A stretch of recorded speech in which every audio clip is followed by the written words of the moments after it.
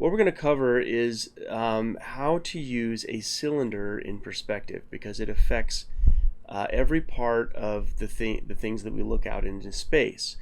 And what happens when we look at cylinders is we start having to worry about ellipses, the turning of the cylinder, and how it is affected by perspective.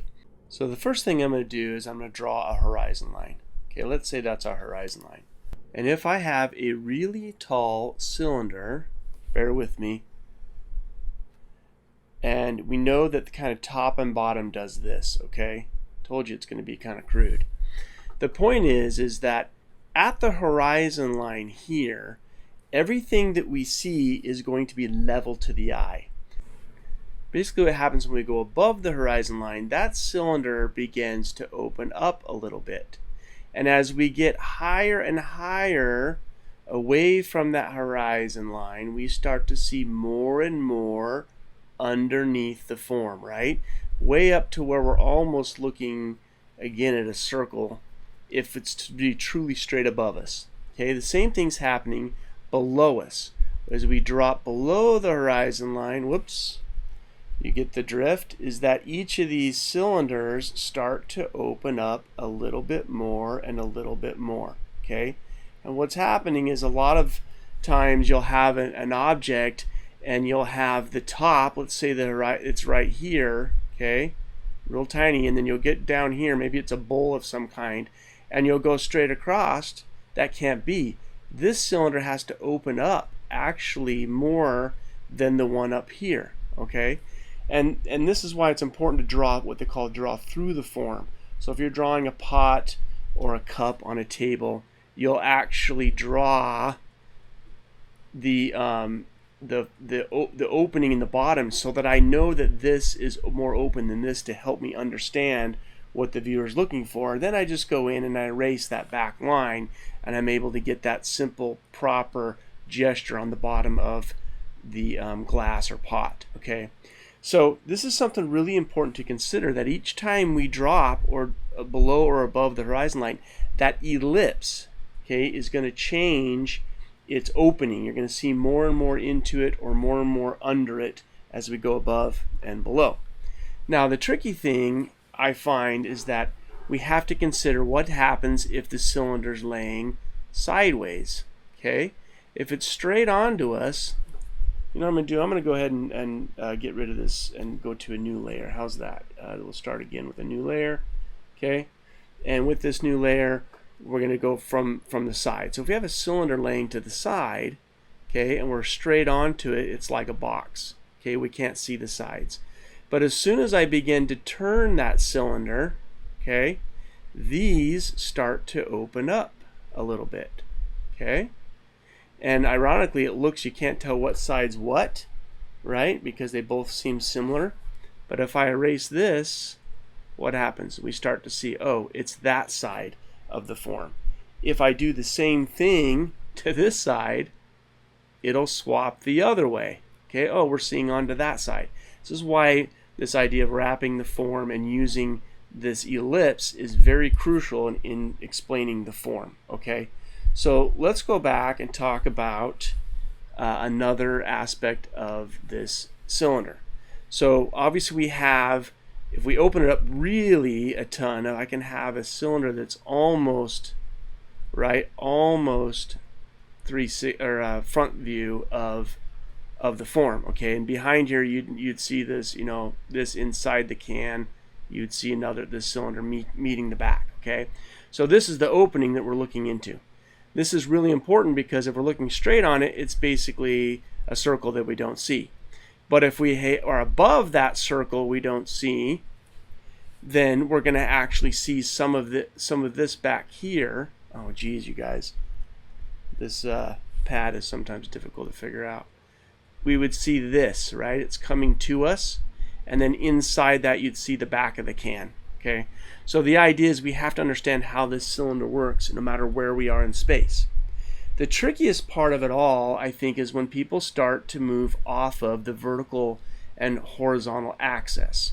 Okay, and the reason being is a ellipse, because we, like you said, we see the side of a can. Okay, and in that, in the side of that can, one second, in the side of the can we have an ellipse. Now if it's horizontal, notice that the ellipse is always the highest and lowest mark of the ellipse is vertical. But what happens if we drop this cylinder at a side angle? Okay, what's happening is if I do this and I keep this vertical, it's not gonna make sense. Okay, on the end of this can, we have to make sure the end of the can is the proper cylinder, or I should say proper ellipse. And the way we know that this ellipse, it always runs perpendicular to the angle. Okay, so if my cylinder is running this way, then I know my ellipse has to run exactly perpendicular. So if I change this angle to here, okay, I know that I'm right as long as these two endpoints are perpendicular to the angle of the can, right? So always be mindful when you're drawing things like even an archway in the side of a building. Okay, you've got an archway in the side of a building. I know that no matter what angle this is, that's going to be a vertical. Okay, but what happens if you've got something architecturally that's like an overhang that comes out this way above the door? Maybe this is some type of window. Okay, I know that this end, even though there's not another end to this other end of the cylinder, I know that this has to run perpendicular to the angle of the pitch of that kind of ceiling roof skylight. Okay, so anything that you're drawing or painting that runs on an angle with that cylinder, this perpendicular is so crucial. Okay, and I see it happen all the time where people are not understanding where that runs. Now this does deal with not just a cylinder. Okay, this also deals with the end of end of a form that looks like a cylinder, which would be something like a dinner plate, right? As the dinner plate lays on the table, it's going to lay.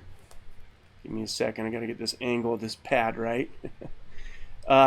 You've got this dinner plate, right, that drops down and is on top of the table. It's going to have that horizontal line, because really if I was to draw the end of I made that plate into a cylinder, what's it doing? It's running vertically, so therefore my ellipse is perfectly horizontal. Now what happens if that dinner plate is, say I got a spoon here or something, and the dinner plate's laying at an angle? Well, guess what? My cylinder now is going to be, sorry, my pad's sideways. My cylinder is going to be that same angle, okay? Just it's going to come at it from the perpendicular to the direction of the way that end of that cylinder would be. I hope I'm making sense, guys. It's a little difficult on this iPad, but the point is when we think of things like a windmill, or like I said, a dinner plate, the end of a cup, and we're doing still lifes, okay, tires on a car, anytime we have a cylinder or the end of a cylinder, say like a plate, we have to be aware of how that ellipse runs to the direction of what we would think as where the cylinder runs. Okay, I had a classmate that was an industrial designer, and their homework was 1,000 ellipses in their sketchbook a week. And boy, by the end of the year, that guy could draw a cylinder a ellipse in any fashion, in any way, at any angle, in any perspective. It was brilliant. So it's something we have to be aware of and we use in our work. Okay, so when you see something architectural, just be mindful, as that's how we need to worry about this ellipse and the cylinder, is how they run. So don't forget, it runs perpendicular to the direction of the cylinder, and also remember, as wherever our horizon line is, if we move above it or below it, that cylinder begins to open up, okay, and more the farther we get down away from the horizon line. All right, I know this is a quick lesson, but I think this is something that everybody needs to know and understand. If you have questions, you can always throw them at me at Facebook regarding this, but I thought it would be helpful for those who don't really quite understand how that ellipse runs into space. Ironically, real quick, I'll add this. Ironically, we have to, if we know the cube in perspective, okay, if we know the cube, we actually are able to plot that cylinder absolutely correctly inside the cube. And so technically each of these is running back to the vanishing point on the horizon line as we drop to or above or below. Okay, so really you want to get technical, you can actually cube everything on the ground plane and then draw your ellipse inside the cube or the square that's running in perspective. So anyway, just a simple thought to think about, and I hope it helps in your work. Hi, my name is Mitch Baird, and I'm over the moon about working with you. What an opportunity. 365 days to work at your own pace, receive personal feedback, and have access to a community of growing artists. That's invaluable. Aesthetics and the art of picture making is a lifelong pursuit, full of questions and stumbling blocks, but it's also full of wisdom and rewards. In the 25 years I've been painting and teaching, I've found that there is a crucial and particular way of seeing that every artist must grasp if they want to obtain wisdom. This visual perception is so important that it will be the starting point of this course. I will share with you visual tools that will strengthen your artistic eye and that in turn will fortify your knowledge and creative abilities. There are also certain fundamentals that all artists must know and use in order to find rewards and create successful paintings. Composition is of the utmost importance, as it's the core of visual communication. I will share facets of design, arrangement, and keeping balance. Drawing will feature concepts on proportion, shape, and linear perspective, as they are the forces behind two-dimensional and three-dimensional space. The lessons on value will present insights on how to see values clearly and how the form principle affects everything in our visual field. Lastly, I will cover color, the final frontier in an artist's exploration. I will share the aspects of building a solid foundation on how to see and identify color, as well as mix it and use it with harmony. No matter your level of experience, the information shared in this course will elevate your understanding and will assist you in your search for excellence. I look forward to helping you along in your journey, as well as sharing mine with you too.